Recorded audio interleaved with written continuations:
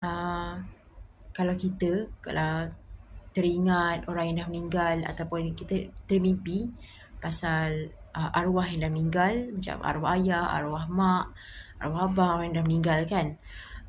Mungkin dalam mimpi tu yang kita dapat tu mungkin mimpi baik ataupun mimpi buruk. Macam mimpi kena seksa ke, macam arwah tu kena seksa, ataupun sedih ke, ataupun dalam kehausan ke, ataupun mungkin mimpi bagus, mimpi dalam tu dia senyum, mimpi yang baik-baik je. Tak kisah mimpi apa pun, kadang kita tertanya-tanya macam apa maksud mimpi tu, kenapa dengan arwah nak sampaikan apa semua tu kan. Kalau mimpi ni kadang banyak maksud. Kadang mimpi yang tak elok, tak bagus, kadang dia terbalik. Kadang mimpi tu maksud dia punya arwah tu nak sampaikan benda yang bagus. Tapi kalau kita mimpi yang bagus, kadang maksud dia tak baik, tak bagus. Macam tu lah, ada banyak tafsir mimpi. Tapi baru-baru ni Fiza teringat arwah ayah. Dalam tu dia senyum semua tu kan.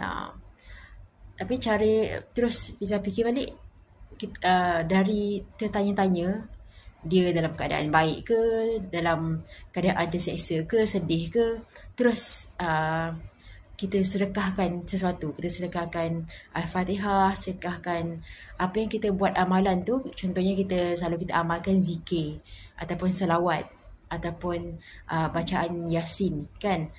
Ataupun kita sedekah, macam sedekah subuh RM1, RM2 ataupun RM10. Kita selitkan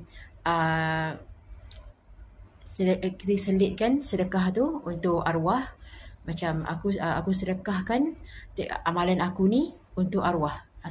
Kalau tu apa yang Fiza buat, InsyaAllah bermanfaat jugalah yang macam untuk awak kan yang tengok sekarang ni. Sebab kalau tafsir mimpi, kalau tiba-tiba teringat arwah ke apa, kadang kita pening kepala tau. Kadang kita jumpa, kadang tak jumpa apa maksud mimpi tu.